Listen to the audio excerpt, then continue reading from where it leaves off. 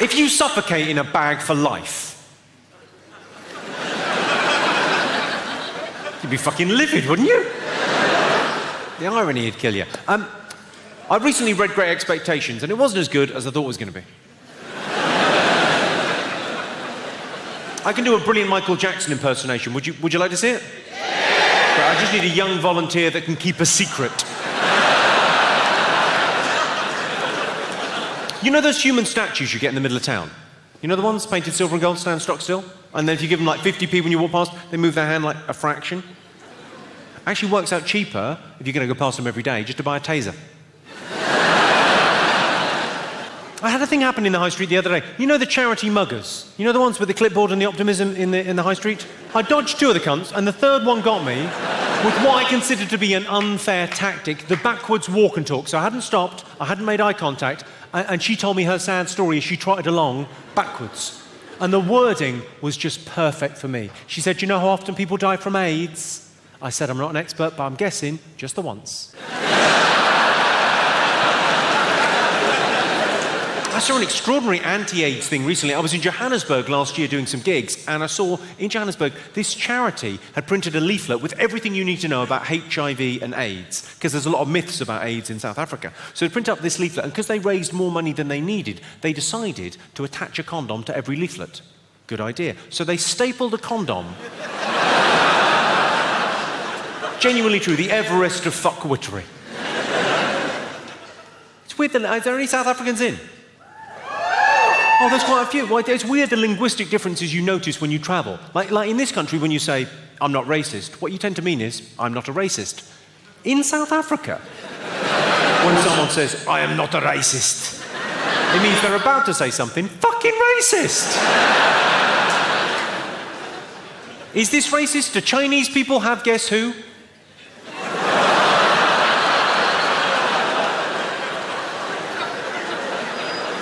I tried that joke for the first time in a tiny little 50-seater theatre above a pub, and there was a Chinese lady front and centre, and she laughed enough that she sort of bent forward, and it looked like I'd gone, "No." It's creepy.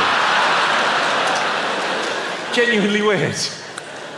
I like to think of myself as an equal opportunities offender. I like to think I offend everyone and therefore no one, because it's kind of a blanket bombing approach to offence.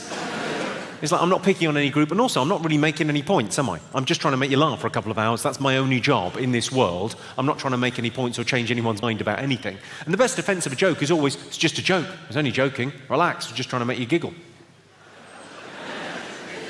When you try and say something that's true, earnestly, from the heart, that's when it can fuck up much more spectacularly in your face. I've got a story about this. Do you want to hear it?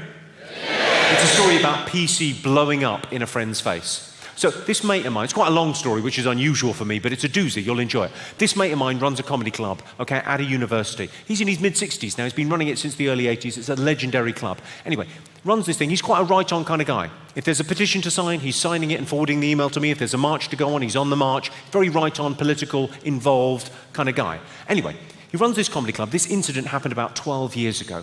He decided to put on a night of American stand-up comedy. There happened to be 3 American stand-ups in London the same weekend, okay? So he decided, well, instead of just booking one of them, I'll book all 3 of them. We'll make it like a themed evening, like the 4th of July. We'll get hot dogs and Budweiser and what have you. It'll be fun. So everyone comes to the evening. There's like 300 people in the club, and he's all excited about it. The first act goes up on stage. He's a black American stand-up out of New York City, and he does what I would refer to as an Uncle Tom routine. If you're not familiar with the terminology, that means he did a racist routine. All his jokes were based on negative, racist stereotypes.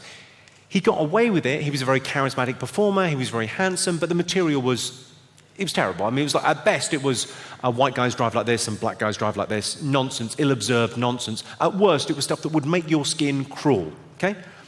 He totally got away with it that night. He got a big round of applause at the end of about half an hour set, and he walked back to the green room at the club, and my mate went in after him, and he went up to him, and he said, "I want a word. You'll get paid for tonight's gig, there's no problem with that, but you would not be welcome back at my club telling those kind of jokes. I think it's racist, I think it's wrong. I don't think it's okay for you to tell racist jokes just because you're a black guy. I think if anything, you should know better. I think it denigrates the struggle of the African American people, and you can never say that no one's told you so, because I'm telling you so right now, it's racist and it's wrong." And the comedian went, "I agree. When you're right, but but I'm the other black comic. I haven't been on yet.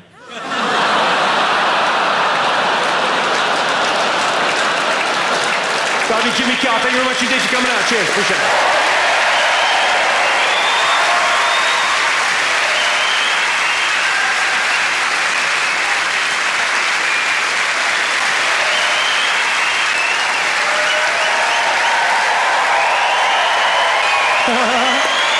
Ta-da! Thanks very much. Cheers. Thanks for coming out. Couple of quick things. Sometimes if I buy a girl a drink after the show, she gets the wrong idea. She thinks I'm just a nice guy buying her a drink. No, no, no. Who's going out after this? Who's going out tonight? Loads of you. Well, I've got nothing but admiration. I mean, well done. But I can't wait to get home to bed. I've had a lovely night. I've really enjoyed talking to you, but I want to get to sleep now. I've got to an age where I talk about sleep like I used to talk about sex. You should have seen me last night. I was at it for 8 hours. Eider down sheets, blackout blinds, the fucking lot. This morning, the snooze button did not know what fucking hit it. Well, let's break out some rough stuff. It's that time of the evening. I'll tell you a couple of jokes that Channel 4 told me were not acceptable.